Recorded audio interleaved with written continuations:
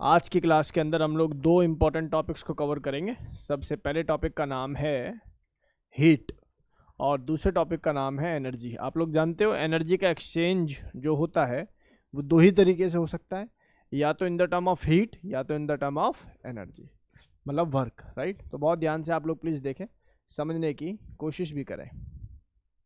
सबसे पहली बात, मैं प्रीवियस क्लास से थोड़ा सा रिलेट करूँगा। प्रीवियस क्लास के अंदर हम लोगों ने जो पढ़ाया उसके अंदर पढ़ा हम लोगों ने कौन कौन सी प्रॉपर्टीज़ को पढ़ लिया था। बेसिकली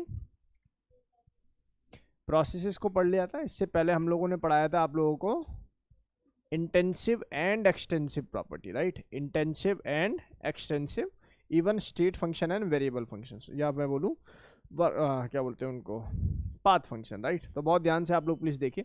सबसे पहली टर्म आज की क्लास में हम लोग सिखाएंगे जिसका नाम है रिवर्सिबल एंड इरिवर्सिबल प्रोसेस। पता है, ये चाहे तो छोड़ भी सकते हैं क्योंकि आप लोगों ने इक्विलिब्रियम के अंदर भी रिवर्सिबल और इरिवर्सिबल को पढ़ रखा, लेकिन फिर भी एक बार रिकैप कराने में क्या जाता है, राइट। बहुत जल्दी से इसको पढ़ा देता हूँ, बहुत ध्यान से सुनिए। रिवर्सिबल प्रोसेस का दूसरा नाम क्वासी स्टैटिक्स भी है। It is also known as quasi statics, right. Statics, तो बहुत ध्यान से देखिए, इसका मतलब होता है छोटे छोटे बहुत सारे steps, right. Infinite steps, right. तो बहुत ध्यान से देखिए, सबसे पहली बात, जैसे कि नाम ही बता रहा है कि इसको फाइनाइट ही नहीं कर सकते, यानी कि इसको फाइन मतलब पता ही नहीं लगा सकते, ना टाइम बता सकते और ना ही स्टेप्स बता सकते। तो हम लोगों ने बोला कि इनफाइनाइट स्मॉल स्टेप में कंप्लीट होने वाली रिएक्शन का नाम क्या हो जाता है बेटा जी? कौन सी? Reversible process, right. और जिनको टाइम भी आप लोगों को पता हो तो इसका मतलब फाइनाइट, और कैसे स्टेप में कन्वर्ट होती है बेटा जी? सिंगल स्टेप में। तो हम लोग उनको क्या बोल देते हैं? इरिवर्सिबल रिएक्शन के नाम से जानते हैं। अच्छा, नेचुरली अगर मैं पूछूं जनरली कौन सी रिएक्शंस पाई जाती हैं? Irreversible reaction. कैसी रिएक्शन पाई जाती है? Irreversible, right. इन रिएक्शन का जो ड्राइविंग फोर्स होता है बहुत बहुत बहुत बहुत बहुत बहुत ज़्यादा होता है as compared to applied force. Applied force का मतलब क्या होता है बेटा जी? Opposing force. अप्लाइड फोर्स यहाँ पर किसकी तरह काम करेगा? Opposing force. जबकि ये नो डाउट ड्राइविंग फोर्स तो यहाँ भी ज़्यादा होता है, लेकिन इतना ज़्यादा नहीं है, या मैं कहूँ इसके कंपैरिजन में थोड़ा सा कम है, राइट। तो दोनों स्टेप्स की रिएक्शंस के बारे में ये बात पता होनी चाहिए। कुल मिला के बात ये है, ये एक हाइपोथेटिकल प्रोसेस है and can't be attend in the practice, right. हम लोग ये नहीं कह सकते कि आज मैं तुम्हें कोई रिवर्सिबल रिएक्शन दिखा दूँ। हो सकता है कि आज मैं कोई रिवर्सिबल रिएक्शन शुरू करूँ और तुम ना रहे, हम ना रहे, जब तक रिएक्शन चल रही है उसका प्रोडक्ट फॉर्मेशन ही नहीं हो रहा, या मैं बोलूँ कंप्लीशन नहीं हो रहा, राइट। नेक्स्ट रिएक्शन हमारे पास आती है, जबकि उसकी बात करूँ तो एक रियल प्रोसेस है and it can be attend in the practice, right. तो ये कब बात समझ में आ गई होगी। नेक्स्ट है system is in equilibrium at any state. इसका क्या मतलब है कि यानी कि रिवर्सिबल का मतलब है जब मैंने आगे कदम हटाया तो उसके पीछे वाला स्टेप आपस में क्या हुआ बेटा जी? ये हुआ रिवर्सिबल, यानी कि आपस में इक्विलिब्रियम सेटअप हो जाता है हर स्टेप का अपने दूसरे स्टेप से, राइट। तो बोला गया कि हर स्टेप कौन सी स्टेट में पाया जा रहा है? इक्विलिब्रियम स्टेट में। जबकि यहाँ पर देखें तो केवल और केवल इनिशियल और फाइनल स्टेट के बीच में ही इक्विलिब्रियम का सेटअप होता है, राइट। बहुत सुंदर सी बात समझा दी है आप लोगों को। यहाँ पर प्रेशर इंटरनल का मतलब है pressure of gas, pressure external is equal to pressure internal plus change in pressure. अब ये जब टर्म मैं आप लोगों को वर्क पढ़ाऊंगा तो आपको आराम आराम से सिखाऊंगा कि एक्चुअली यहाँ पर क्यों मैंने प्रेशर एक्सटर्नल को वेरिएबल बोला है in the case of reversible, और in the case of irreversible इसको मैंने क्या बोल दिया बेटा जी? फिक्स्ड बोल दिया या नॉन चेंज बोल दिया, राइट। यानी कि जो पहले प्रेशर था वही रिटेन रहेगा, जबकि रिवर्सिबल के अंदर ऐसा नहीं होता, प्रेशर कन्वर्ट होता रहता है, या मैं बोलूँ चेंज होता रहता है, वेरिएबल होता है, राइट। क्या इतनी बातें समझ में आई आप लोगों को? चलो, ऐसा मानकर चल रहा हूँ कि ये बेसिक सी बातें आप लोगों को क्लियर होंगी। मैं to the point next topic पर जा रहा हूँ, और वेरी वेरी इंपॉर्टेंट टॉपिक पे। नहीं, सही है, सही है। अपोजिंग फोर्स का मतलब क्या होता है कि आप जो अप्लाइड कर रहे हो उस फोर्स का नाम अपोजिंग है। अगर वो बहुत ज़्यादा होगा तो रिएक्शन हैज़ बीन कंप्लीटेड। क्या मेरी बात समझ में आ रही है? नहीं आ रही? तो वो तो नहीं हो रहा, तो इसका मतलब क्या हो गया कि जो भी लिखा हुआ है बिल्कुल सही लिखा हुआ है, गलत नहीं लिखा हुआ। नेक्स्ट, एक टर्म बहुत ही प्यारी सी टर्म, उसको समझने की कोशिश करो मेरे प्यारे बच्चों। जैसे कि मैंने तुमसे कहा कि जो ये टर्म है जिसका नाम एनर्जी है, और जब भी मैं बोलता हूँ ना बच्चा एनर्जी, तो एनर्जी बोलते ही आपके दिमाग में दो चीज़ें आनी चाहिए। क्या? सबसे पहले एनर्जी का जो चेंज है it can be done by two method only, with the help of heat, और दूसरा है बेटा जी कौन सा, वर्क। तो आज बेसिकली मैं आप लोगों को एनर्जी को समझाने वाला हूँ। अब वर्क भी अनेक प्रकार के होते हैं, classical work, non classical, mechanical work, non mechanical work. ये थोड़ा फिजिक्स ओरिएंटेड ज़्यादा हो जाता है। जो केमिस्ट्री में थर्मो की रिक्वायरमेंट है हम लोग उसी के तरफ जो है मूव करते हैं। बहुत ध्यान से समझने की कोशिश करिए प्यारे बच्चों। पहला टॉपिक शुरू करने जा रहा हूँ आज की क्लास का, जिसका नाम क्या है बच्चा, हीट। अच्छा, हीट की अगर सिंबॉलिक रिप्रेजेंटेशन बताऊँ तो या तो क्यू या तो कैपिटल क्यू, ये थीटा नहीं है, ठीक है भाई। और एनर्जी, इसका हीट का सेंस क्या होता है, हीट का सेंस बड़ा सिंपल सा है सर। आपने एक बॉडी यहाँ पर लिखी है जिसको आप सिस्टम बोल रहे हो, जिसको आप पढ़ रहे हो, जिसको आप ऑब्जर्व कर रहे हो, राइट। और एक टर्म आप लोगों ने यहाँ पर रखी है जिसको आप लोग क्या बोल रहे हो, सराउंडिंग बोल रहे हो। दोनों के मिलाने से क्या बन जाता होगा, यूनिवर्स बन जाता होगा। तो होता है ये कि यहाँ से, कहाँ से, सिस्टम से या सराउंडिंग से बोल दो, सराउंडिंग से कुछ एनर्जी ट्रांसफर हो रही है सिस्टम के तरफ। क्या मेरी बात समझ में आ रही है? तो heat flow between system and surrounding is nothing but a process. या मैं ये बोलूं कि ये जो एनर्जी है in between system and surrounding, इसी का नाम हीट है। तो कोई गलत बात नहीं है। क्या मेरी बात समझ में आ रही है, नहीं आ रही? अरे बोलो, एनर्जी का flow in between system and surrounding is nothing but heat. और हीट की डेफिनेशन के अंदर अगर कोई पूछ रहा है जबरदस्ती आपसे हीट की डेफिनेशन दे दो, तो आप सीधी सी एक ही शब्द में इसको खत्म करो। क्या? Energy change. क्या बोलोगे? Energy change between what, system and surrounding. System and surrounding के अंदर एनर्जी का जो भी चेंज है उसको हम लोग किस नाम से जानते हैं, हीट के नाम से जानते हैं। किस नाम से जानते हैं बच्चा? हीट। अब किसी ने पूछा भैया हीट की यूनिट क्या होती होगी? देखिए, अगर आप यूनिट पर आ जाओगे तो इस क्यू की जो यूनिट होती होगी उसका नाम क्या होगा बच्चा? उसका नाम है जूल। क्या नाम है? जूल। लेकिन ये तो ऐसा यूनिट है। कैसी यूनिट है बच्चा? ऐसा यूनिट। आप एक बात अपने जीवन में याद रखें, एसआई के अलावा भी एक यूनिट होती है जिसको मैं कॉमनली यूज बोल रहा हूँ। तो इसकी जो कॉमन यूज यूनिट है उसका नाम क्या है बच्चा? कैलोरीज। और कैलोरीज इतनी ज़्यादा फेमस है कि आपको पता होगा जो भी आंसर आएगा आप लोगों को या तो कैलोरी में होगा या जूल में। कोई पूछे जी 1 कैलोरी की वैल्यू कितनी होती है, तो आप क्या बताओगे? 4.182 जूल, राइट। तो आप इसके कन्वर्जन को भी अपने दिमाग में रखेंगे, चलो सर मान लेते हैं कि जो आप बता रहे हैं यही सही होगा। अब बहुत सुंदर सी बात बताने जा रहा हूँ, इसलिए बहुत ध्यान से सुनना भाई सभी बच्चे, बहुत ध्यान से इस बात को सुनना। सर क्या कह रहे हैं? मैं कह रहा हूँ कि ये एक सिस्टम है। मैं हीट वीट के बारे में बात नहीं कर रहा, मैं तो कह रहा हूँ थर्मोडायनेमिक में कोई भी एनर्जी की टर्म आ रही है, either internal energy, work, heat, कुछ भी, अगर आप सिस्टम को एनर्जी दोगे ना, energy given to the system, तो हमेशा वो एनर्जी सिस्टम के लिए क्या रहेगी बेटा जी? पॉजिटिव रहेगी। उसका जो साइन रहेगा वो क्या हो जाएगा बेटा? पॉजिटिव। और अगर मैं बात करूं कि जब सिस्टम ही अपने अंदर से एनर्जी को बाहर निकालने लगे, जैसे मान लो मैं वर्क की टर्म में बात करूं या हीट की टर्म में बात करूं, heat given to the system is positive, heat given by the system is negative.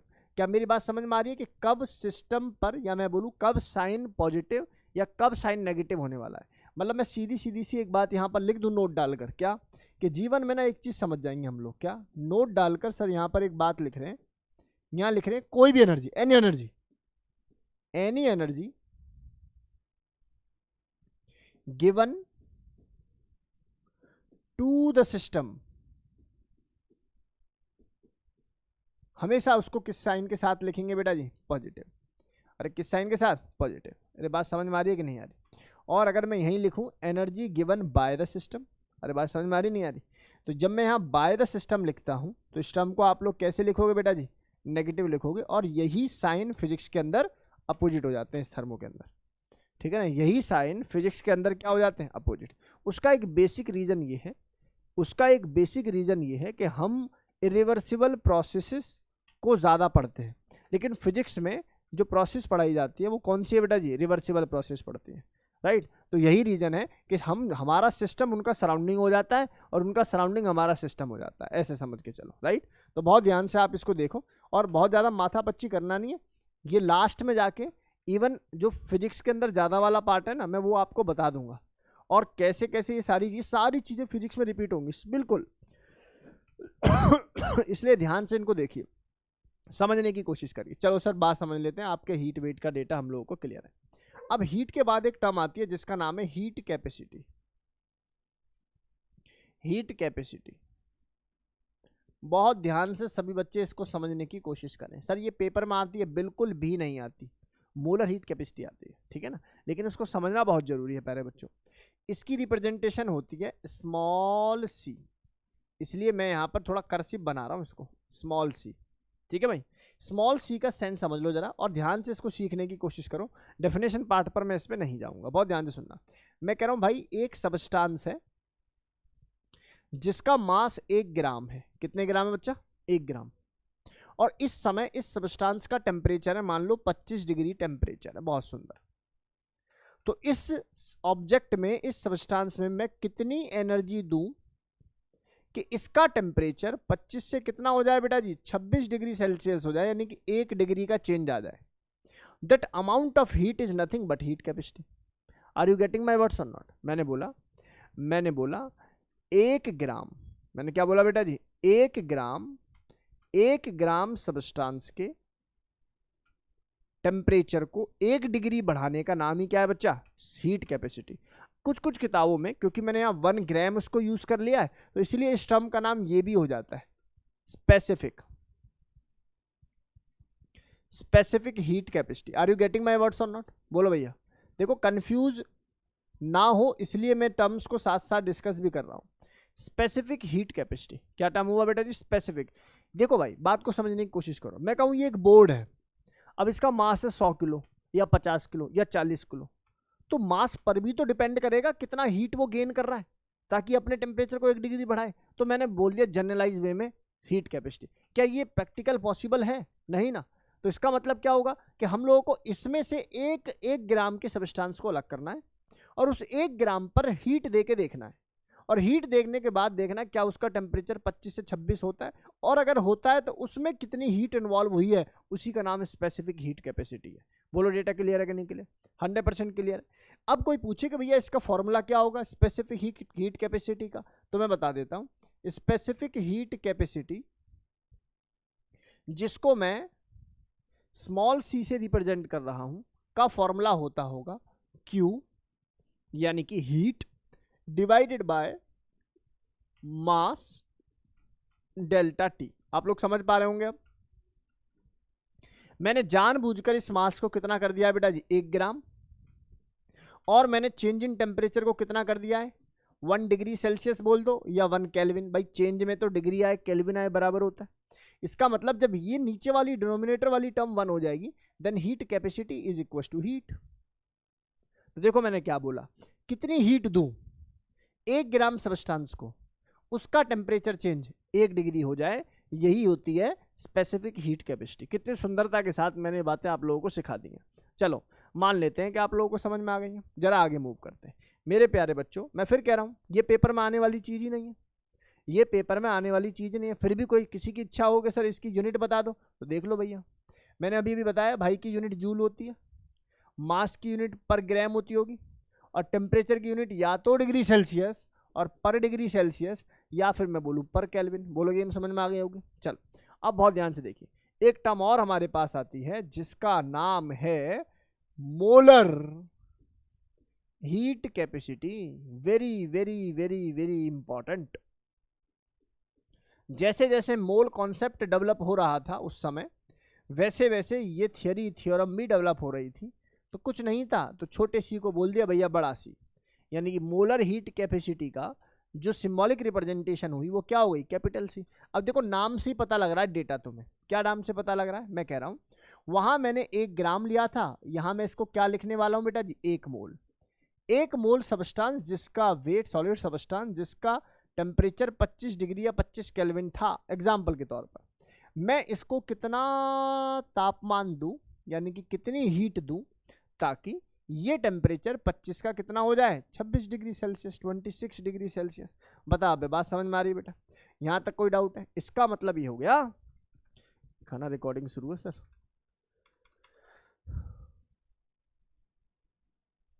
ऐसा ना हो रिकॉर्डिंग ना हो, चलो बच गए। देखो भाई, मोलर हीट कैपेसिटी, राइट, तो 25 से कितना हो गया बेटा 26 डिग्री। तो ये हीट का गेम है, इसको समझने की कोशिश करो। तो भाई सर बात तो समझ में आ गई, हमारा 1 ग्राम था 1 मोल था। तो सर इसको जरा इसमें लिख के दिखाना भैया, यहाँ पर जो कैपिटल सी होगा वो किसके बराबर हो जाएगा? सर वो बराबर हो जाएगा क्यू, बहुत सुंदर, डिवाइडेड बाय, और एन आ जाएगा एम की जगह, और यहाँ क्या आ जाएगा बच्चा डेल्टा टी। बोलो सुंदर बात समझ में आती है? अरे हाँ या ना? तो इसका मतलब ये हो गया सर, ये हो गया आपका वो फॉर्मूला जिसको आप मोलर हीट कैपेसिटी बोलते थे, ये हो गया स्पेसिफिक हीट कैपेसिटी। बोलो बात समझ में आई या नहीं? पक्का? कोई पूछे जी यूनिट बता दो, तो सर यूनिट बताने में कौन सा पेट में दर्द हो जाएगा? इसकी यूनिट होती है भाई की कितनी, जूल। कितनी यूनिट होती है? जूल। ये है मोल, तो इसका मतलब मैं क्या बोलूंगा सर, पर मोल। और यहाँ पर केल्विन, या मैं कहूँ पर degree Celsius, both are the same thing, क्योंकि ये बातें क्या हो रही है बेटा जी, चेंज है ये बेसिकली। ठीक है भाई, तो बताइए जरा।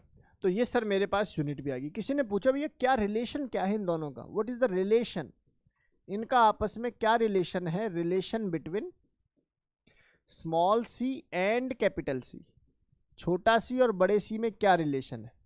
छोटा सी और बड़े सी में क्या रिलेशन है? तो आप लोग क्या बोलोगे? आप बोलोगे सर देखो बहुत सीधी और स्पष्ट बात तो ये है, बहुत सीधी और स्पष्ट बात तो ये है कि मोलर हीट कैपेसिटी बराबर हो जाएगी molecular mass multiply by specific heat capacity.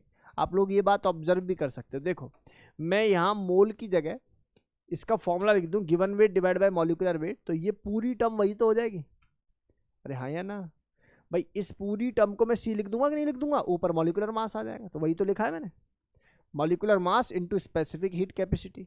जैसे पेपर में सवाल आ जाए, आप लोगों से पूछे SHC of N2 gas is X, calculate its molar heat capacity, तो आप लोग क्या बोलोगे? सर बड़ा ही सिंपल है सर, N2 का मोलर मास कितना होता है सर? 14 दूनी 28, 28 होगा बेटा यहाँ पे, मल्टीप्लाई बाय कितना बेटा? X। तो ये पूरा मेरे पास डेटा समझ में आ जाना चाहिए। क्या मैं मानकर चलूँ कि बच्चों को डेटा क्लियर है? हाँ या ना में जवाब दे दो। डेटा क्लियर है, आसानी से क्लियर है। तो ये बातें क्लास के सभी बच्चों को समझ में आ जानी चाहिए। अब मैं जो है यहाँ पर गेम शुरू करने जा रहा हूँ, थोड़ी सी रफ्तार बढ़ाऊंगा क्योंकि मैं देख रहा हूँ बहुत देर से स्लो पढ़ा रहा हूँ, है ना? मज़ा आ रहा होगा, तो मैं तो स्लो पढ़ाता हूँ जब मैं। चलो देखो जरा ध्यान से, बहुत ध्यान से आगे देखिए, सीखने की कोशिश करिए मेरे प्यारे बच्चों। आगे की जो कहानी है वो और भी ज़्यादा सुंदर है। चलो हम लोग मोलर हीट कैपेसिटी से ही शुरू करते हैं प्यारे बच्चों। मैंने बोला कि भैया ये जो कैपिटल सी है इसकी दो कैटेगरी है। सबसे पहले कैटेगरी क्या है सर? सबसे पहली जो कैटेगरी है उसका नाम हो जाएगा हमारे पास CV, और दूसरी जो कैटेगरी है उसका नाम क्या हो जाएगा? सी। अच्छा मैं एक काम करता हूँ, मैं यहाँ पर ना CP लगाता हूँ जानबूझकर, अब बताऊँगा रीज़न क्या है उसका, ठीक है? यहाँ CP और यहाँ पर मैं इसको क्या कर लेता हूँ? CV कर लेता हूँ, ठीक है ना? CV और CP। एक बात आप लोगों को बतानी है, बता दूँ? देखो काम की बात सुनो, ये जो है ना ये जो है ना बहुत सारी बातों पर डिपेंड करता है, जिनमें से एक बड़ी बात है temperature. It will depends upon temperature. भैया जब ये टेम्परेचर पर डिपेंड करेगा तो ऑब्वियसली नीचे वाली दोनों बातें करेंगे कि नहीं करेंगे? क्योंकि प्रेशर और वॉल्यूम के कॉन्स्टेंसी के साथ है, ऑब्वियसली टेम्परेचर पर क्या करेंगे? डिपेंड करेंगे। Except mono atomic gases, except mono atomic gases. अब मोनो एटॉमिक गैसेस कौन कौन सी है दोस्त तेरे पास? ईना, नीना और करीना, हाँ या ना? इन गैसेस को छोड़ दो, बाकी सभी की CV हो, CP हो या कोई भी हीट कैपेसिटी की टर्म हो, ये सभी किस पर डिपेंड करती है बेटा जी? टेम्परेचर पर डिपेंड करती है। किस पर डिपेंड करती है? टेम्परेचर। चलो मैं यहाँ पर आप लोगों को कुछ बता रहा था, बहुत ध्यान से आप लोग प्लीज सुने प्यारे बच्चों। अगर मैं CP को लिखना चाहूँ, अच्छा CP का मतलब समझ में आ रहा है? That is molar heat capacity at constant pressure. ये वाली टर्म क्या हो जाएगी? Eight constant volume. तो CP की वैल्यू अगर मैं चाहूँ तो क्या लिख सकता हूँ sir? QP divided by N into delta T। तो एक बात बताओ, ये QP किसके बराबर हो जाएगा? सर क्यूपी बराबर हो जाएगा एनसीपी dt, एनसीपी dt। बहुत सुंदर। दूसरी बात, मैं चाहूं तो इसको कैसे लिख सकता हूं सर, ये है CV और that can be written as QP, sir not QP, it is QC divide by N delta T। तो बताओ जरा QV की वैल्यू क्या आ जाएगी बेसिकली सर, ये वैल्यू आ जाएगी NCV dt। बोलो गेम समझ में आ रहा है कि नहीं आ रहा? चलो सर बात समझ में आ गई। जरा काम की बात सुनोगे? सुनो भाई, सुनो जरा ध्यान से, काम की बात सुन लो। यहीं से आगे एक मेयर से रिलेशन आएगा, इसलिए ध्यान से सुनो। काम की बात सुनो भाई सभी प्यारे बच्चों। एक्चुअल में इसका और उसका सेंस समझो। देखो यहां पर सेंस बड़ा क्लियर है सर, हमें हीट कैपेसिटी निकालनी है, यानी कि हीट निकालनी है। अरे हाँ या ना, और मोलर हीट है। तो यहां जो लगा जाता है, यहां जो रखा जाता है वो कौन अंदर? लिक्विड है ना बेटा। अरे हाँ या ना, वॉल्यूम है ना। क्या है बेटा जी? लिक्विड। और आप इसको क्या कर रहे हो बेटा जी? हीट कर रहे हो। बहुत सुंदर बात। लेकिन यहां जो टर्म लिखी जाएगी वो क्या है? प्रेशर। और प्रेशर को मेंटेन करने के लिए आपको ऊपर से कुछ पेलोड लगाना पड़ेगा, नहीं लगाना पड़ेगा? यानी कि और ऊपर से कोई ना कोई मास लगाना पड़ेगा। इसका मतलब ये हो गया कि इसमें और उसमें क्या अंतर है कि कुछ कुछ एक्स्ट्रा है सर। किसके पास? इसके पास। तो बस एक छोटी सी बात पूछूं, किसमें ज्यादा हीट लगेगी? या मैं ये पूछूं सीपी और सीवी में से बड़ा हमेशा कौन रहेगा? सीपी। सुंदर बात समझ में आ रही है? इसी बात का फायदा उठाया किसने? मेयर ने, और एक फॉर्मूला बताया, मेयर्स लॉ या मेयर्स फॉर्मूला। क्या मेरी बात समझ में आई आप लोगों को? बोलो डेटा क्लियर है? तो जो दूसरा पॉइंट, अब मैं यहाँ पर नोट डालकर कुछ बातें लिख रहा हूँ। देखो ये दोनों ही पॉइंट बेहद इंपॉर्टेंट है भैया, ये दोनों ही पॉइंट बेहद इंपॉर्टेंट है। यहाँ पर आगे जाके मैं इसी को इंटरनल एनर्जी में कन्वर्ट करूंगा, इसलिए बहुत ध्यान से इनको समझने और सीखने की कोशिश करिए। देखो बहुत बेसिक सा सवाल बताऊं, इतने मोल सबस्टांस है, molar heat capacity at constant pressure इतना है, इतने डिग्री का चेंज आ गया है, बताओ कितनी हीट लगी होगी? आगे बात समझ में?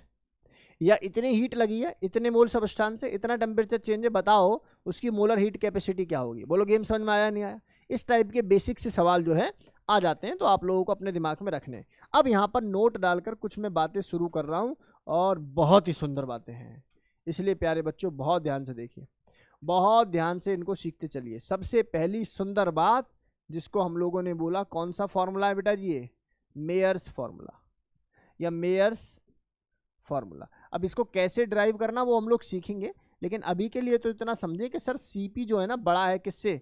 सीवी से।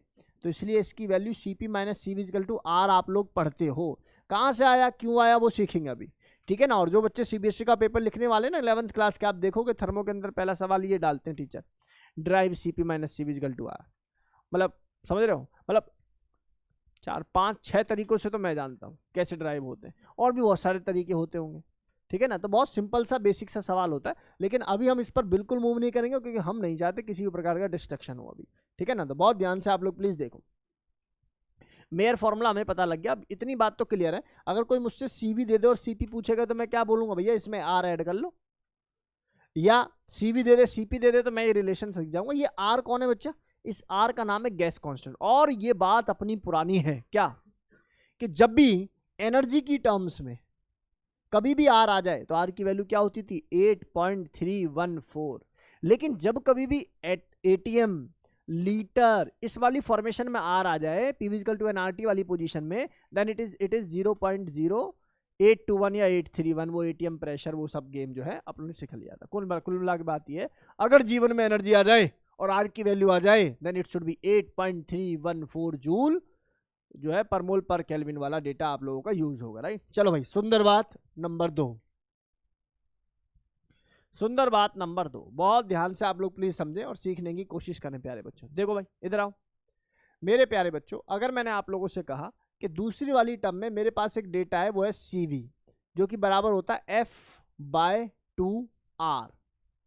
F/2R सर, ये F/2R का क्या सेंस है सर? पहली बात तो सर ये F क्या, चलो R पता है, सी भी पता है सर। ये F का मतलब है बच्चा डिग्री ऑफ फ्रीडम। सुन ध्यान से, this is degree of freedom. क्या है ये? Degree of freedom. और मेनली जो डिग्री ऑफ फ्रीडम को जनरेट करता है, वो कितने टाइप के फ्रीडम जनरेट करते हैं? तो सबसे पहला आता है रोटेशनल। क्या आता है? रोटेशनल या रोटेशन। और एक आता है हमारे पास क्या? ट्रांसलेशन। ट्रांसलेशनल, और एक टर्म और आती है जिसका नाम क्या है बच्चा जी, वाइब्रेशनल। देखो केमिस्ट्री के अंदर ना केवल और केवल ये दोनों ही हैं, वाइब्रेशनल नहीं है, ठीक है भाई। तो ये भी याद रहे कि आपसे कोई पूछे कि भैया मोनोटॉमिक के लिए एफ की वैल्यू 3 क्यों है, और 3 है तो इसका बड़ा मुद्दा कौन है, तो आपको पता होना चाहिए इसका बड़ा मुद्दा कौन है बेटा जी, रोटेशनल और ट्रांसलेशन मोशन की वजह से। बोलो गेम समझ में आई या नहीं आई? चलो अब बहुत ध्यान से समझने की कोशिश करते हैं, सीखने की कोशिश करते हैं कि एफ और किन बातों पर डिपेंड करता है। देखो मैं यहाँ बताने को बता सकता हूँ कि सर इन बातों पर तो डिपेंड करेगा, प्लस एफ का ना डिपेंडेंसी एक फैक्टर और है जिसको हम लोगों ने बोला atomicity, also depends upon atomicity. इसका क्या मतलब है बच्चा, ये एटमिसिटी पर भी डिपेंड करता है। इसका क्या सेंस है प्यारे बच्चों, इसका सेंस है कितने एटम है इस बात पर भी डिपेंड करता है। तो मैं वही डेटा आप लोगों को सिखा रहा हूं। बात number 1, for monoatomic gas, for monoatomic gas. और प्यारे बच्चों मोनोएटॉमिक गैस के एग्जाम्पल बताने पड़ेंगे, आते हैं आप लोगों को, हीना, नीना और करीना का एक्सरे रंगीन, ठीक है ना। तो इस टाइप की गैसेस के लिए जो एफ की वैल्यू होती है क्या होती है बेटा, बता जरा, 3 होती है। तो बता जरा मुझे, अगर एफ की वैल्यू 3 है तो सी वी की वैल्यू कितनी हो जाएगी, तो आप बोलेंगे सर 3/2r। ये बात सही है गलत है? और मुझे कोई पूछे जी सी पी की वैल्यू क्या होगी, तो sir Mayer's relation r plus C V, यानी कि ये वैल्यू कितनी आ जाएगी बेटा जी, 5/2 ऑफ r। अरे समझ में आया मैंने क्या बोला बच्चा, पता लग रहा है कहाँ से लिखा जा रहा है। चल अब इतनी बात सुनता तो आपको समझ में आ गई है। पॉइंट नंबर बी समझ लो। पॉइंट नंबर बी कहता है दिस इज डायाटॉमिक, किसके लिए बेटा, डायाटॉमिक। और प्यारे बच्चों डायाटॉमिक की केस में मैं जब बात करता हूं ना, डायाटॉमिक एंड पॉलीएटॉमिक, एंड पॉलीएटॉमिक, जब मैं पॉलीएटॉमिक लिखता हूं ना तो बच्चा थोड़ा सा हिलता है, तो इसलिए मैं साथ में लिख देता हूं diatomic and polyatomic with, very nice, with linear, very very very very very important, with linear shape या लीनियर स्ट्रक्चर। लीनियर स्ट्रक्चर के साथ एग्जाम्पल के तौर पर तुम लोगों ने पढ़ा है H2O2 Cl2 Br2 फलाने 2 डिकाने 2 CO2 N2O, ये सभी लीनियर स्ट्रक्चर होते हैं। आप देख रहे हो 2 से ज्यादा एटम है, ट्राइएटॉमिक है, उसके बावजूद भी जो कंसिडरेशन मिलेगी वो डायटॉमिक वाली ही मिलेगी। और एफ की वैल्यू कितनी हो जाएगी बच्चा, 5 हो जाएगी। और एफ की वैल्यू अगर 5 होगी तो आप मुझे बताइए कि यहाँ CV की वैल्यू क्या हो जाएगी, सर दिस इज 5/2r। और यहाँ पर CP की वैल्यू क्या हो जाएगी, इट इज 7/2 ऑफ r। बोलो गेम समझ में आई कि नहीं आई? सर बात आपकी बिल्कुल क्रिस्टल क्लियर है, डेटा समझ में आ रहा होगा, आसानी से बात क्लियर हो गई होंगी, ऐसा मानकर मैं चल रहा हूँ। तीसरी जो बात है, ऑब्वियसली जो तीसरी बात सर लिखेंगे उसका नाम क्या हो जाएगा सर, पॉलीएटॉमिक। और पॉलीएटॉमिक तो सर ऊपर भी लिखा था, तो यहां लिख देंगे with non linear structure, polyatomic with non linear structures. इसका मतलब एग्जाम्पल दुनिया भर के तुम जितने कहो उतने बोल दें, SO3 SO2 पानी CH4 एटसेट्रा, हाँ या ना में जवाब दो भाई। इसके अलावा कोई पूछे यहाँ पर एफ की वैल्यू क्या होगी, तो मेरा आंसर होगा यहाँ एफ की वैल्यू 7 नहीं होगी, क्योंकि फिजिक्स में कुछ बच्चे पढ़ जाते हैं, फिर वो ये बात याद रखें कि वो इसको एलिमिनेट नहीं करते। आगे बात समझ में? तो यहाँ पर 6 और 6 है, तो इसका मतलब यहाँ पर CV की वैल्यू क्या हो जाएगी बेटा, 3r। सही लिखा मैंने? ऐसे ही यहाँ पर CP की वैल्यू क्या हो जाएगी, 3r + r यानी कि 4r। बोलो गेम समझ में आया कि नहीं आया? बोलो हाँ या ना में जवाब दो। तो इतनी सारी बातें हमारी क्लास के बच्चों को क्रिस्टल क्लियर हो जानी चाहिए, आसानी से समझ में आ जानी चाहिए। चलो जी मूव करते हैं आगे और सिखाते हैं इसके बाद की कहानी। प्यारे बच्चों ऐसा मानकर चलो ये बातें समझ में आ गई आप लोगों को पक्का? अच्छा मुझे बात बता, अगर वो टेम्परेचर पर डिपेंड कर रहा है तो इनमें कौन सी कंडीशन में टेम्परेचर पर डिपेंडेंसी नहीं होगी? पहले वाले केस में, क्योंकि ये क्या है बेटा जी हमारे पास मोनोटॉमिक, और वो एग्जाम्पल मैंने आप लोगों को सिखाई दिया था, तो ये अपना दिमाग आप लोग रखेंगे। नेक्स्ट हमारे पास पॉइंट नंबर शायद 3 आएगा, ठीक है। पॉइंट नंबर 3 आ रहा बेटा आप लोगों के सामने, बहुत ध्यान से देखो। एक रेशो है जिसको मैं ऐसे लिखता हूँ, मतलब अलग अलग किताबों में अलग अलग तरीके से इसको डिफाइन है, ऐसे बना देना आप अपने हिसाब से कैसे बनाना, ठीक है ना, घबराना मत, ये क्या अजीब सा बना दिया है। इसको ऐसे लिखना CP divided by CV। Sir आपने CP ऊपर क्यों लिखा? देखो भैया ये तो रेशो है, इसका नाम है पॉइजन रेशो, क्या नाम है बेटा इसका? Poisson ratio. Sir Poisson ratio है तो क्या कर लेगा? देखो अब करना तो क्या ही है, पॉइजन रेशो का मतलब है it is the ratio of two molar heat capacity at constant pressure and at constant volume. ठीक है, लेकिन ये याद रहे आप लोगों को, इसके लिए मैं तुम्हें टेक्निक बता रहा हूं। आपने सीपी पहले पढ़ा या सीवी पहले पढ़ा? सीपी पढ़ा। बात समझ में आ रही है? मेरे शब्द थे सीवी पे, लेकिन मैंने उसको पलटा ताकि यहां से इसको रट्टा मार जाए बहुत प्यार से। कैसे? जो पहले पढ़ा वो ऊपर, जो बाद में पढ़ा वो नीचे। तो सीपी बाय सीवी हमारे पास ये डेटा आ चुका है, जिसको हम लोग ना भूलने वाले। देखो अब पॉइजन रेशो बेसिकली क्या बताता है? पॉइजन रेशो का सेंस ही है जो मैं जानता हूं भैया। ऐसा कहा जाता है कि पॉइजन रेशो जितना ज्यादा उतनी कम एटॉमिसिटी। इसका मतलब क्या हुआ कि पॉली एटॉमिक के केस में भाई की वैल्यू सबसे कम होनी चाहिए, क्योंकि जितने ज्यादा एटम उतनी कम पॉइजन रेशो। अरे हाँ या ना? ये गेम समझ में आ रहा है नहीं यार? अब मुझे एक बात बताओ आप लोग, क्या तुम लोगों ने सीपी भी पढ़ लिया, तुम लोगों ने सीवी भी पढ़ लिया, क्या मैं ऊपर वाले रिलेशन को थोड़ा सा मैनिपुलेट कर देता हूं? मैंने बोला जिसका नाम पॉइजन रेशो है वो डायरेक्ट ऐसे नहीं पूछा जाएगा, उसको पूछने की विधि ऐसी है। वो सीपी की जगह क्या दे देंगे सर? वो सीपी की जगह दे देंगे F/2 ऑफ R। बोलो सुंदर बात समझ में आई? और सीपी क्या होता है? सीपी किसके बराबर होता है? बोलो R प्लस सीवी। तो मैंने लिखा यहाँ R और मैंने लिखा यहाँ CV, और CV किसके बराबर है? F/2 of R। बोलो गेम समझ में आई या नहीं आई? और दोनों को अगर मैं डिवाइड कर लेता हूं प्यारे बच्चों, तो मुझे एक बात पता लगती है, सर यहां तो रहेगा R, तो इसका मतलब सीधा सीधा 2/F लिख लूं थोड़ा समझदारी दिखाते हुए, और प्लस क्या लिख दूं बेटा? 1 लिख दूं। तो बस ये हमारे वाले एग्जाम में एक बार पूछा हुआ सवाल है। तो सुंदर बात थी। उन्होंने बोला पॉइजन रेशो निकाल दो भैया। किसके लिए? बोला मोनोएटॉमिक के लिए। तो F की वैल्यू क्या होती है? 3। तो 2/3 + 1, गेम खत्म। 2/3 + 1, गेम खत्म। 5/3। बोलो गेम समझ में आया नहीं आया? इस तरीके से डेटा आप लोगों को सीखना चाहिए। चलो मैं अब थोड़ा सा इसका एक टेबुलर फॉर्म बना देता हूं, ताकि आप लोगों को थोड़ी सी आसानी रहे। बाकी चीजें वही रहेंगी, बिल्कुल कोई बदलाव नहीं होगा। यहां पर मैं लिख रहा हूं बच्चा एटॉमिसिटी,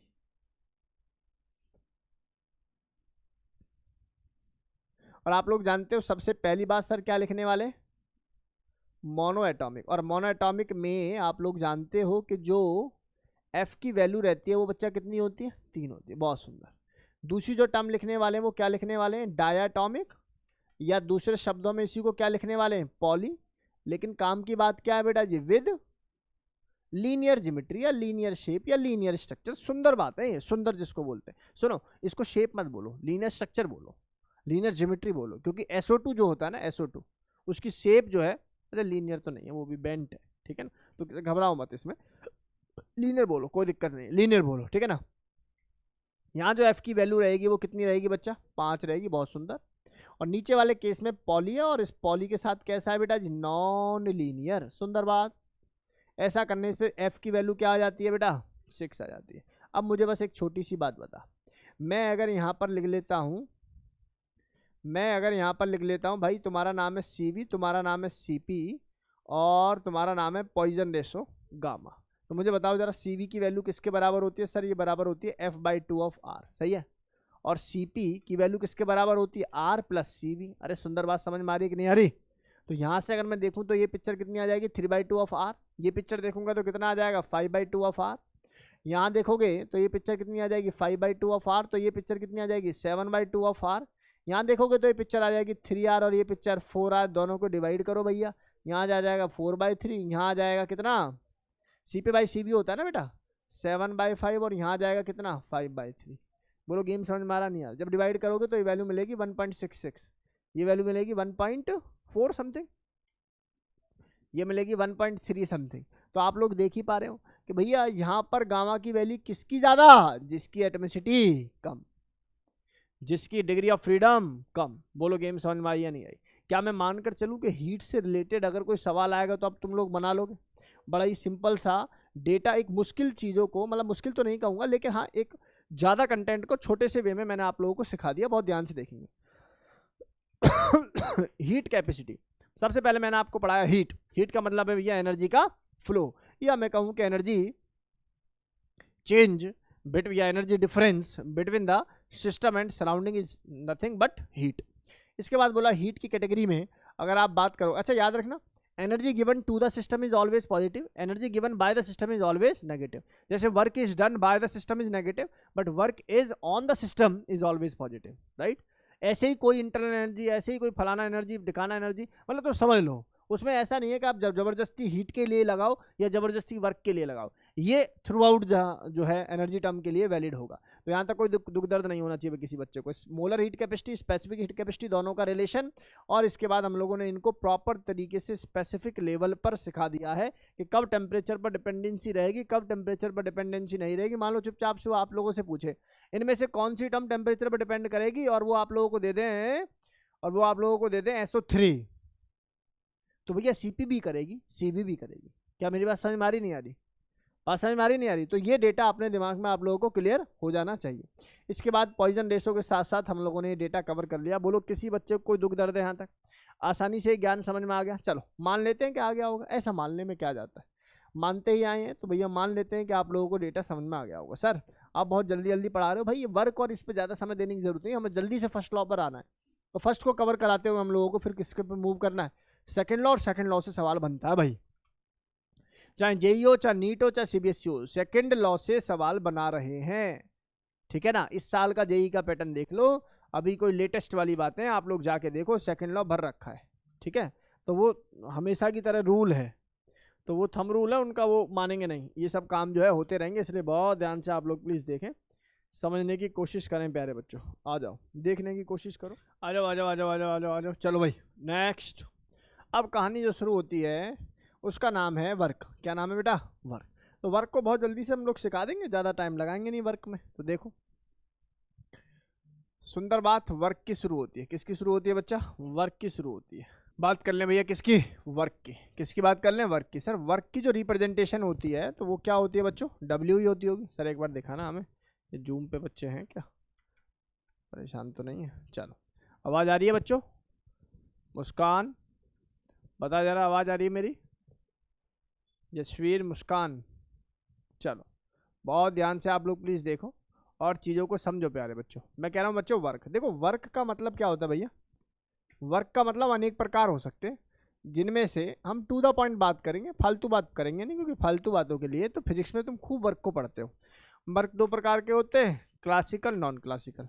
वर्क फिर से दो प्रकार के बटेंगे वहाँ, mechanical, non mechanical. Sir mechanical में भी दो प्रकार के फिर से बढ़ जाते हैं, कौन से? एक्सपेंशन, कंप्रेशन, सही है।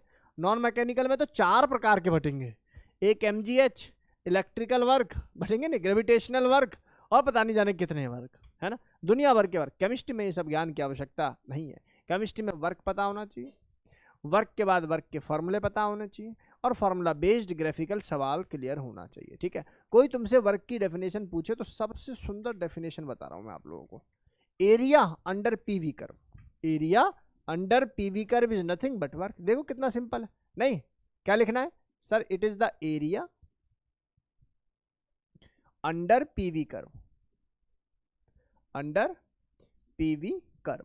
चलो प्रेशर वॉल्यूम के बीच का जो कर्व है उसी को हम लोग क्या बोलते हैं बेटा जी? उसको प्रेशर वर्सेस वॉल्यूम कर्व के अंदर का जो एरिया है उसी को हम लोग क्या बोल देते हैं बेटा जी? वर्क। अच्छा चलो ये भी सर समझ में नहीं आया सर। चलो एक बात बताओ, तुमने वर्क को क्या पढ़ा जीवन में? सच्ची सच्ची बताना, क्या तुमने फोर्स इनटू डिस्प्लेसमेंट नहीं पढ़ा? पढ़ा है भाई, सब ने पढ़ा है, कोई मना करता रहे तो करता रहो।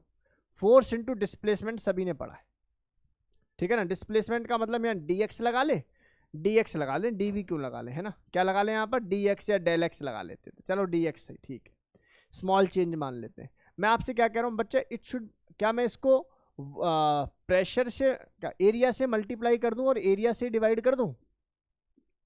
क्या हो जाएगा ऐसा? Sir force per unit area का मतलब होता है प्रेशर, हाँ या ना? क्या मतलब होता है इसका? प्रेशर। तो सर इसको प्रेशर लिख सकता हूँ और एक्सटर्नल प्रेशर लिख दूं।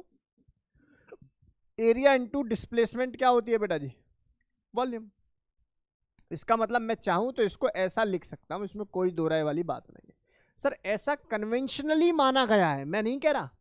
सारे साइंटिस्टों ने मिले, पूरा एल्केमिस्ट मिले और मिलने के बाद बोला कि भाई एक काम करो, सारी बुकों में अलग अलग मत छापो, एक्सपेंशन कंप्रेशन के लिए आप एक काम करो भैया, एक जगह माइनस कर लो। तो बोला चलो प्राइमरी फॉर्मूले में माइनस लगा देते हैं। लेकिन प्यारे बच्चों, ये जो माइनस सर ने लगाया है, ये पिक्चर कब तक वैलिड है? ये पिक्चर तब तक वैलिड है जब भाई क्या होगा, जब भाई होगा कांस्टेंट। बोलो गेम समझ में आई या नहीं आ रही? This formula is valid when only the pressure is constant. ये फॉर्मूला तभी वैलिड है जब प्रेशर क्या होगा, कांस्टेंट होगा। और नहीं है तो भैया फिर पूरा इंटीग्रल फॉर्म निकालो, और हम जब इसके एक्सप्रेशन को पढ़ेंगे तो इंटीग्रल फॉर्म आपको सिखाएंगे। ठीक है ना? हम लोग दो टाइप के वर्कों को पढ़ेंगे, एक्सपेंशन वाला और कंप्रेशन वाला, तो इसके एक्सप्रेशन को बढ़िया तरीके से सिखाएंगे आप लोगों को। अभी तक के लिए डेटा समझ में आ गया? सर अगर प्रेशर भी कांस्टेंट ना हो तो कहां मूव कर जाना? Area under the PV curve पे। कहां मूव कर जाना? Area under the PV curve पे। बोलो गेम समझ में आया? चलो सर मान लेते हैं कि जो आप कह रहे हो वो ठीक ही होगा। चलो अब मैं अपनी बातों को यहां पर शुरू कर रहा हूं, बहुत ध्यान से सुनिएगा भाई। ठीक, मुझे छोटी सी एक बात बता दो आप। केस 1 यानी कि केस 1, केस 1 में तुम्हारे टीचर ने बोला कि भाई एक ये कंटेनर है। क्या ये एक कंटेनर? इस कंटेनर में यहां तक कुछ भरा हुआ था जिसका नाम था वॉल्यूम, और यहां पर एक इसका पार्टिकल है और इसका दूसरा पार्टिकल ये है भैया। इनिशियली जब देखा तो इसका वॉल्यूम था V1, सुंदर बात। लेकिन पता लगा यार इन दोनों में तो दुश्मनी चल रही है आपस में। ये एक दूसरे को क्या करने लगे? ये एक दूसरे को रिपेल करने लगे। जब इसको ये रिपेल करते हैं तो क्या होगा? यहां से थोड़ा सा वॉल्यूम बढ़ेगा। करेगा कि नहीं करेगा भाई? वॉल्यूम बढ़ेगा कि नहीं बढ़ेगा? 12th क्लास में इसी टॉपिक को आप लोगों ने नॉन आइडियल सॉल्यूशन के रूप में पढ़ोगे, जहां डेविएशन पॉजिटिव हो जाता है। ठीक है ना? अभी के लिए क्लास 11 में हम लोग यहाँ पर पढ़ाते हैं भैया वर्क की, सॉरी रिपल्शन की वजह से ये जो है वॉल्यूम जो है बढ़ गया, मान लेते, मानने में क्या जा रहा है। इसका मतलब वॉल्यूम का हो गया एक्सपेंशन। सही बात? क्या हो गया? एक्सपेंशन। तो यहाँ पर वॉल्यूम हो गया V2। तो क्या ये केस एक्सपेंशन का है? आप कहोगे बिल्कुल सही बात है sir, this is the case of expansion. बहुत सुंदर। तो मुझे बताओ क्या चेंज इन वॉल्यूम को मैं क्या लिखूं? आप कहोगे सर V2 माइनस V1 लिखो, और V1 की वैल्यू ज्यादा होने की वजह से ये पिक्चर क्या रहेगी? प्लस। तो मुझे बताओ यहाँ पर वर्क क्या रहेगा? Conventionally formula is minus P external into DV या डेल V। बोलो गेम समझ में आया?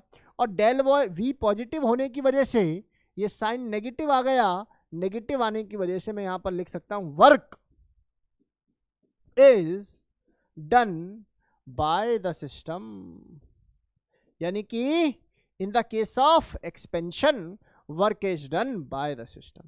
बोलो गेम समझ में आया?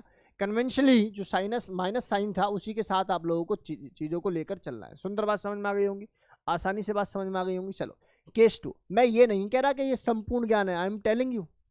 मैं ये बिल्कुल भी नहीं कह रहा कि ये that is enough formula of work ना, लेकिन ये केमिस्ट्री के तौर पर ठीक फॉर्मूले, इनसे आप लोगों को अच्छे लेवल के सवालों को लगा पाओगे। राइट? तरीका मैं आप लोगों को सिखा दूंगा, टेंशन मत लो। वर्क पर जो सवाल आता है वो मैं आप लोगों को डायरेक्ट बता के जाऊंगा अभी। तो भैया इस टाइप के फॉर्मूले पर बेस्ड सवाल आता है, इसलिए ध्यान से देखो। केस 2 में अगर मैं बात करूं तो एक केस आता है, कौन सा बेटा जी? कंप्रेस। क्या आता होगा बेटा जी कंप्रेशन का केस? क्या आता होगा बताओ जरा? कंप्रेस। कंप्रेस का मतलब क्या है सर? बहुत सीधी और स्पष्ट बात है, मैं प्रेशर को नहीं छेड़ूंगा। क्यों? क्योंकि मेरा फॉर्मूला कब वैलिड है? जब प्रेशर क्या रहे? कांस्टेंट। तो इसका मतलब मैं प्रेशर को अगर नहीं छेड़ रहा तो एक मॉलिक्यूल और दूसरे मॉलिक्यूल के बीच में इस बार क्या होने लगेगा? अट्रैक्शन होने लगेगा। और अट्रैक्शन होने की वजह से वॉल्यूम इनिशियली से क्या हो जाएगा बेटा जी? कम हो जाएगा। पहले वॉल्यूम था V1, अब भाई साहब का वॉल्यूम आया V2। तो जो नेट वॉल्यूम रहा that is V2 minus V1, और बाई डिफॉल्ट ये पिक्चर कम है, इसलिए डेटा क्या आ जाएगा? नेगेटिव। और फॉर्मूला जब मैं यूज करूंगा जो कि minus P external into DV होता है, तो क्योंकि DV आपस में क्या है बेटा जी? नेगेटिव है, then the sign of work is obvious positive. और जब ये डेटा आ गया पॉजिटिव तो ऑब्वियसली यहां पर गेम क्या सीखे? Work is done on the system. सुनो एक बात बोलूं, ध्यान से सुनो। मैंने बोला work is done on the system, बोला बहुत सुंदर लग रहा है ना। मैं पूछूं यहां वर्क पॉजिटिव है, वर्क क्या है? पॉजिटिव। अब मुझे बताओ इसको मैं वर्क को नेगेटिव लिख के क्या लिख सकता हूं? सराउंडिंग। मतलब मैं ये बात कह सकता हूं कि अगर मैंने पॉजिटिव को भी नेगेटिव लिख दिया या नेगेटिव को भी पॉजिटिव लिख दिया, तो जो टर्म में सिस्टम के रिस्पेक्ट में बोल रहा था वो सेम टर्म में सराउंडिंग के रिस्पेक्ट में बोलता हूं, उसी का नाम फिजिक्स है। नहीं है बात समझ में? अरे गेम आई समझ में? नहीं है बात समझ में? पता लग गया कैसे साइन माइनस और कैसे साइन प्लस हो रहे हैं? मैंने बोला यहां पर work is done on the system, सही बात, और मैं बोलूं work is done by the surrounding, तो पिक्चर क्या रही? सेम रही। क्या बात समझ में आ रही है? नहीं आ रही? तो ये गेम आप लोगों को समझ में आ जाना चाहिए, यहाँ तक कोई दिक्कत वाली बात नहीं रहनी चाहिए, आसानी से बात क्लियर है। सर ये पॉइंट आपके क्लियर है? अगर मैं पॉइंटों में इसको डालूँ ना बेटा, तो काम की बात ये है, पॉइंट नंबर 1 ये है, पॉइंट नंबर 2 ये है, पॉइंट नंबर 3 ये है, पॉइंट नंबर 4 ये है, पॉइंट नंबर 5 सर सिखा रहे हैं। क्या बहुत सुंदर सी बात बता रहा हूँ, सुन ले ध्यान से। ये एक सिस्टम है और मैंने बोला भैया क्लोज साइक्लिक सिस्टम है, और क्लोज साइक्लिक सिस्टम में आपको ये ए दे दिया, ये बी दे दिया, ये सी दे दिया, ये डी दे दिया, और आपसे कोई वर्क पूछ रहा है, तो सबसे पहला फॉर्मूला तो ये है कि आप एरिया निकाल लो उसका, क्योंकि area under the PV curve is nothing but work, हाँ या ना? लाइन का आएगा तो लाइन का एरिया निकालो, पूरे का आ रहा है कंपाउंड का तो कंपाउंड का एरिया निकालो, जो भी आप लोगों को जो है दृश्य दिखाई दे रहे हैं। कुल मिला के बात ये है जो मुझे पढ़ाना है। अगर ये पिक्चर को तुम ध्यान से देखोगे तो क्या ये तुम्हें क्लॉकवाइज नजर आ रहा है? हाँ या ना में जवाब दो भाई। और अगर ये क्लॉकवाइज है तो बताइए जरा इसका वर्क में क्या लिखूंगा? It is always negative. ये टर्म हमेशा क्या लिखी जाएगी? नेगेटिव लिखी जाएगी। क्या लिखी जाएगी बेटा? नेगेटिव। और अगर यही टर्म ऐसे होती, समझ पा रहे हो आप लोग? तो क्या इसी पिक्चर का नाम एंटी क्लॉकवाइज होता है? अरे हाँ या ना? Anti clockwise. और एंटी क्लॉकवाइज के केस में जो वर्क आता है वो कैसा आता है बेटा जी? प्लस आता है। बस ये सुंदर सी बात थी जो आप लोगों को सिखानी थी। आपने एक पीवी कर्व में किसी ट्राइंगल का एरिया निकाल लिया, सीधी बात। उस एरिया का अब एरिया का मतलब भी क्या हो गया? वर्क हो गया। Area under the PV curve is known as work. और अगर आपने वर्क निकाल लिया तो उसको प्लस लिखें या माइनस लिखें, तो आप ये देखें कि क्लॉकवाइज घुमाया है या एंटी क्लॉकवाइज। क्लॉकवाइज घुमाया है then this is work is done by the system, और एंटी क्लॉकवाइज घुमाया है तो work is done on the system. बोलो गेम समझ में आ गई? क्या हमारी क्लास के सभी बच्चों को ये बच्चागिरी समझ में आ गई? पक्का? यहाँ तक कोई डाउट नहीं? किसी बच्चे को एक बात और बता दूं, सुनो। एक एटीएम लीटर, कहाँ लिख दूं? यहाँ लिख देता हूं। एक एटीएम लीटर किसके बराबर होता है? 101 का कन्यादान और 0.3। और किस में आ जाता है ऐसा करने से आंसर? जूल में। ये रिलेशन याद करके रखोगे। ऑल्दो किसी जमाने में जब स्टेट्स पढ़ाया था तो पूरा पढ़ाया था ये, कैसे जूल में, कैसे बार में, कैसे टॉर में, कैसे सेंटीमीटर में, कैसे क्यूब में, सिखाया था ना। दो तीन दोस्तों की कहानी सिखाई थी, है ना, शादी में बिना, समझ ज़्यादा चलो कुल मिला के बात ये है कि ये डेटा क्लियर हो रहा है आप लोग, राइट। अब मैं मूव कर रहा हूँ आगे। हम लोगों को वर्क के फॉर्मूले पता है, पीवी कर्व का डेटा पता है, और अगर अगर अगर अगर प्रेशर कांस्टेंट नहीं है then we are not suppose to do this formula. आई बात समझ में? नहीं आई? और प्रेशर कांस्टेंट है तो ऑब्वियसली यही यूज करेंगे, नहीं है तो कौन सा यूज करेंगे? Area under PV curve. चलो भैया सुंदर बात समझो।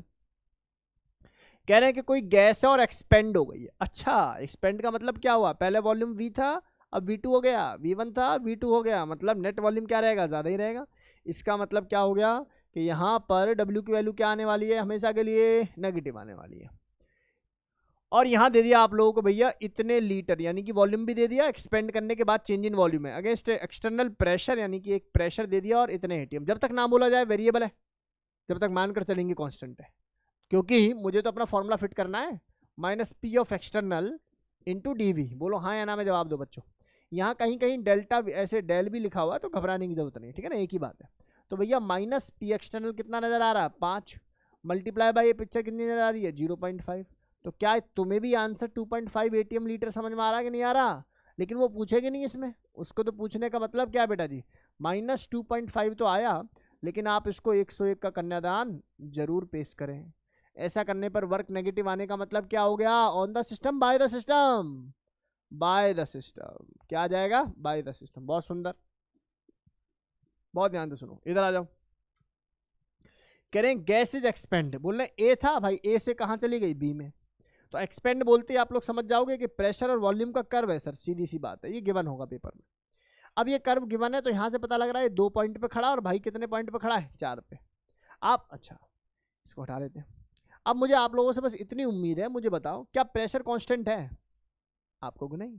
देखिए यहाँ प्रेशर अलग है, यहाँ अलग है, यहाँ अलग है, यहाँ अलग है, यहाँ अलग है, हाँ या ना में जवाब दो। ये पिक्चर एटीएम में चल रही है, एटीएम में, और ये पिक्चर चल रही है किसमें, लीटर में।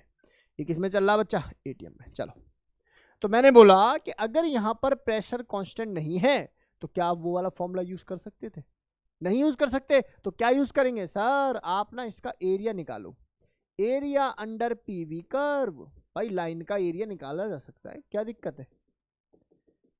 अरे हाँ या ना में जवाब दो। इस तरीके से आप अगर देखें तो क्या ये आपको भी ट्रेपेजियम दिखाई दे रहा है मेरे साथ साथ, हाँ या ना।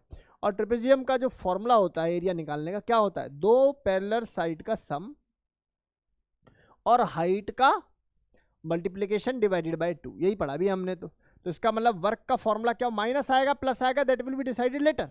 पहले सबसे पहले एक काम करो कि इसका वर्क का मतलब एरिया, और एरिया का सेंस क्या होगा इस केस में बता जरा यूवी का।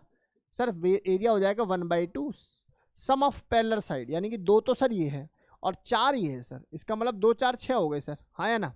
मल्टीप्लाई बाय हाइट, और हाइट भैया ये तो हाइट नहीं है ना, हाइट तो यही मिलेगी। तो बात समझ में आ रही नहीं आ रही। तो ये 3 था, ये 1 है, तो ऑब्वियसली अगर आप डिफरेंस निकालोगे तो 2, बस काम खत्म सर, 6 आ गया। आंसर किस में आया, एटीएम लीटर। लेकिन हम तो समझदार हैं, हम लोग पहले इसको क्या दे देंगे बेटा जी, 101 का कन्यादान, और ये पिक्चर किस में कन्वर्ट हो जाएगी, 101.3 मल्टीप्लाई बाय 6। सवाल उठता है प्लस लगाऊं या माइनस, अगेन देखो सवाल ही कह रहा है वैसे तो एक्सपेंड, लेकिन फिर भी तुम्हारी नजर इस पे ना जाए तो सवाल पर मूव करो। कह रहा है ए से बी हो गए, बेटा चेंज इन वॉल्यूम चेक करियो। ए से बी जाने पर वॉल्यूम 1 था, 1 से 3 हो गया, तो चेंज इन वॉल्यूम हमेशा क्या आने वाला है, प्लस आने वाला है। और अगर चेंज इन वॉल्यूम प्लस है तो बेटा जी पिक्चर क्या आ गई, कन्वेंशनली माइनस है। इसका मतलब क्या होगा बेटा जी, कौन से सिस्टम पर या सिस्टम से, सिस्टम से सर, बाय द सिस्टम। बोलो हाँ या ना में जवाब दे दो। अबे बेटा डेटा क्लियर है, 100% क्लियर है, कोई दिक्कत वाली बात नहीं होनी चाहिए। तो ये डेटा हमारी क्लास के सभी बच्चों को क्रिस्टल क्लियर हो जाना चाहिए भाई। किसी बच्चे को ये पिक्चर में कोई डाउट नहीं होना चाहिए, आसानी से बात समझ में आ जानी चाहिए भाई, ठीक है ना। ये डेटा हमारी क्लास के सभी बच्चों को क्लियर होना चाहिए। अगला सवाल देखो भैया, हाँ अगला सवाल सुंदर सवाल, बेसिक सवाल, एक जैसा लग रहा मुझे, सेम ही लिख दिया। अच्छा एक बार देख लूँ अगला सवाल क्या कर रखा है। चलो इसको कन्वर्ट कर दें, अभी कन्वर्ट करते हैं इसको। देखो अब देखो वैसे तो सवाल हाँ बेसिक से ही आने हैं, लेकिन कोई बात नहीं, अभी करना है तो करना है भैया। आप लोगों से वर्क पूछ रखे हैं, तो वर्क क्या बताना, एक तो सबका बताना होगा। एक ऐसे पूछ सकता है work of A B, work of B C, work of C D, work of D A, work of A B C D A. तो एक समझदार कौन होगा जो ए और बी को ऐसा ना माने ए से बी, ये नहीं गिवन है, बी ए को भी ए भी बोला जा सकता है यहाँ पे। तो आप साइन देख लें पहले, आप क्या देख लें, साइन। चलो मैं मान लेता हूं कि पहले सवाल का आंसर हम लोग निकालने चले। चलो भाई देखो सॉल्यूशन करने जा रहे हैं, मुझे बताओ वर्क ऑफ ए बी क्या होगा। आप क्या कहोगे, सर क्या ही बेसिक सवाल पूछ रहे हो, sir volume is constant, if volume is constant it means del V is 0। अरे हाँ या ना, चेंज इन वॉल्यूम क्या हो जाएगा 0, और अपना पास जो फॉर्मूला है वो क्या कहता है, P external into D V. इसका मतलब अगर ये पिक्चर 0 देन होल बिकम 0। बोलो हाँ या ना में जवाब दो, महा बेसिक सवाल। अगला पूछा वर्क ऑफ बी सी बता दो, माइनस है प्लस है that will be decided later, I am telling you, ठीक है ना। पहला काम क्या है बेटा जी, पी एक्सटर्नल लगा। सर एक्सटर्नल प्रेशर कांस्टेंट है सर, लगा डालो और ये पिक्चर 4 लिख दो सर। Change in volume, change in volume यहाँ से 3 - 1, तो ये पिक्चर कितनी आ गई बच्चा 2, तो ये पिक्चर कितनी आ गई 8। अच्छा माइनस लगाऊं या प्लस लगाऊं, माइनस लगाऊं या प्लस लगाऊं। किसी ने सोचा माइनस तो गलत है, क्योंकि तुम ये ना देखो बी से सी जा रहा है, टेक्निकली वो सी से डी बी आ रहा है, और ऐसा करने पर वॉल्यूम 3 से 1 हो गया, 3 से 1 हो गया। फाइनल माइनस इनिशियल देखोगे तो भैया ये तो माइनस में आ रहा है, और माइनस माइनस वहां पर क्या हो गया होगा, प्लस हो गया होगा, इसलिए डेटा क्या है, प्लस है। मैं फिर एक बात याद दिलाना चाहूंगा, क्या, ये जो आपने प्रेशर और ये जो वॉल्यूम लिखा है ना, ये लीटर में होगा और ये हमेशा एटीएम या बार में होगा, इसमें कंफ्यूज मत हो जाना। आगे बात समझ में? तो मैं यहाँ इसलिए डायरेक्ट यहाँ पर लिख रहा हूँ भैया ये एटीएम लीटर और ये पिक्चर क्या है प्लस में। आप बताइए जरा मुझे, ये जो सी डी या डी सी है ये किसके बराबर हो जाएगा? अरे जीरो नहीं होगा ये भैया। नेट देखना, नेट वॉल्यूम देख जरा। चेंज इन वॉल्यूम क्या है? कांस्टेंट, मतलब वॉल्यूम क्या है? कांस्टेंट। तो चेंज इन वॉल्यूम क्या हो जाएगा? जीरो। तो होल बिकम जीरो। चलो सर ये बता दो सर। अरे सर ये भी तो सेम ही है सर। सेम नहीं है भैया। एडी देखोगे तो यहाँ पर प्रेशर कितना है? 2, और चेंज इन वॉल्यूम देखोगे तो 2। ये पिक्चर कितनी आ जाएगी बच्चा? अच्छा, माइनस करूँ या प्लस करूँ? माइनस करूँ या प्लस करूँ? कहाँ जा रहा है? अच्छा इधर जा रहा है। ओहो ठीक है, माइनस। भाई समझ में आ रही है भाई? इधर जा रहा है, इधर नहीं आ रहा। तो चेंज इन वॉल्यूम, वॉल्यूम क्या हो रहा है बेसिकली? प्लस में आ रहा है। वॉल्यूम किस में आ रहा है? प्लस में। तो ये क्या आ गई बेटा जी? माइनस में आ गया। अरे बहुत बात समझ में आई। कुछ तो बोल दो। सबको ऐड कर दोगे तो टोटल का आ जाएगा, सीधी सी बात है। वरना एक और तरीका है। चलो बड़ा ऐड करके बताना मुझे। A B C D A add करो। 0 + 8 + 0 -4। तो ये पिक्चर कितनी आ गई? 4। और 4 एटीएम लीटर है। अरे बोल दो। मल्टीप्लाई बाय 101 का कन्यादान। और ये डेटा किस में आ जाएगा? जूल में आ जाएगा। किस में आ जाएगा? जूल में। अच्छा कोई और भी तरीका है क्या इसका? देख जरा सर। एरिया महा बेसिक तरीका है सर। एरिया कैसे निकलेगा भैया? अंदर अंदर वाला एरिया को निकाल के बता जरा सर। महा बेसिक। ये डेटा कितना आ जाएगा? 2। ये डेटा कितना है जी? 4। क्या आंसर आ जाएगा? 4। सर क्लॉकवाइज होगा तो माइनस रहने देंगे, एंटी क्लॉकवाइज होगा तो प्लस कर देंगे। ये रूल अपना पुराना। ये देख आंसर प्लस में आया। ये देख एंटी क्लॉकवाइज। अरे ये तो जानते हो ना, मैं घड़ी हूं ठीक है, और मैं अगर ऐसे चल रहा हूं तो मैं समय हूँ। आ गई बात समझ? क्लॉकवाइज। और ऐसे चलना शुरू कर दूं तो क्या हो जाएगा? ये एंटी क्लॉक। मतलब समझ पा रहे हो या नहीं समझ पा रहे? तो ये डेटा आप लोगों को समझ में आ जाना चाहिए। यहाँ से डायरेक्ट भी आप लोग इसको निकाल सकते हैं। 2 × 2 कर देना, आंसर 4 आ जाएगा। और ये पिक्चर ऐसे ही रहेगी। लेकिन ये जूल में आंसर नहीं है। वर्क को एटीएम लीटर में कभी रिपोर्ट ना करते। किसमें रिपोर्ट करते हैं? जूल में। मैं बार बार ये टर्म्स क्यों बोल रहा हूँ? क्योंकि सब कुछ आते हुए पेपर में गलती के चांस यही बना देगा। 101.3 जूल से मल्टीप्लाई करके देख लेना। बोलो गेम समझ में आ गया? माँ बेसिक सी चीज़ें आसानी से समझ में आ रही होंगी। आगे मूव कर रहा हूँ। कहने को तो बहुत सारे सवाल है इसमें करने कराने के लिए, लेकिन मैं फिर भी इस सवाल के बाद आप लोगों को समय दूंगा कि आप लोग अपनी शीट वगैरह को लगाएं। देखिए ए है, बी है, सी है। ए है, बी है, सी है। देखो जरा ध्यान से, देखो जरा। यहाँ से 2 है, यहाँ से 4 है, यहाँ से 6 है। बहुत सुंदर बात। आप मुझे बस इतना बताओ कि मुझे W ऑफ ए बी निकालना था। क्या निकालना था? W of A B. तो सर ए बी तो कितना आ जाएगा सर? 0 आ जाएगा सर। ये पूछो ही ना सर। ये प्रेशर दे रखा और ये क्या दे रखा आपने? वॉल्यूमेन लीटर। चलो BC बताओ कैसे निकालोगे सर? प्रेशर आ रहा है 6, कांस्टेंट प्रेशर है, डायरेक्ट लगा सकते हैं। और ये अंदर वाली बात कितनी नजर आ रही है? 2 नजर आ रही है। कितनी नजर आ रही है? 2। तो यानी कि पिक्चर कितनी आ गई? 12। माइनस करूँ या प्लस करूँ? माइनस करो सर, क्योंकि सर ये वॉल्यूम तो बढ़ रहा है। अगर मुझे बताइए, मैं आपसे पूछूं यहाँ CA बता दो। CA तो आप कैसे निकालोगे सर? CA में देखोगे तो प्रेशर तो सर कैसे निकालोगे? हाँ सर पहले इसको ट्रेपेजियम सोच के बना लो। कैसे सर? इसको ऐसे करो और इसको क्या कर दो? ऐसे कर दो। ऐसा करोगे ये हाइट और ये वाली पिच, ये मतलब ये पैरेलल सम और ये साइड जो है कितनी आ जाएगी? 6। तो 2 6 कितने हो जाएंगे बेटा जी? और ये वाली पिक्चर दो। अरे बहुत सुंदर। तो ये पिक्चर आ जाएगी 8। प्लस करूँ कि माइनस करूँ? घट रहा है सर। घटोगे तो प्लस रहने दोगे, एटीएम लीटर हो जाएगा। बोलो हाँ या ना में जवाब दो। सर किसी ने पूछा था ABCA, कुछ नहीं करना, ऐड कर ले। -12 + 8 बराबर -4। लेकिन ये आंसर किस में आया होगा? एटीएम लीटर में। इसको पहले रिपोर्ट करना है किसके अंदर? जूल में। तो ऐसा करना। बाकी और कोई तरीका है तुम्हारे पास? ट्राइंगल का फॉर्मूला लगाओ। क्या फॉर्मूला होता है सर? ट्राइंगल का जो एरिया निकालने का फार्मूला होता है वो सीधा सीधा क्या होता है? बेस कितना नजर आ रहा है तुम लोगों को? 2। हाइट कितनी नजर आ रही है आप लोगों को? 4। खत्म। पिक्चर 4। आप बताओ प्लस या माइनस? सर क्लॉकवाइज है। क्लॉकवाइज है तो कैसी डेटा आएगा? माइनस। लेकिन ये आंसर किस में आया है सर? ये प्रेशर एटीएम। पहले इसको किससे मल्टीप्लाई कर लेंगे? 101 के कन्यादान 0.3 जूल से। बोलो हाँ या ना में जवाब दे दो। मेरी क्लास के सभी बच्चों को बेसिक डेटा क्लियर है?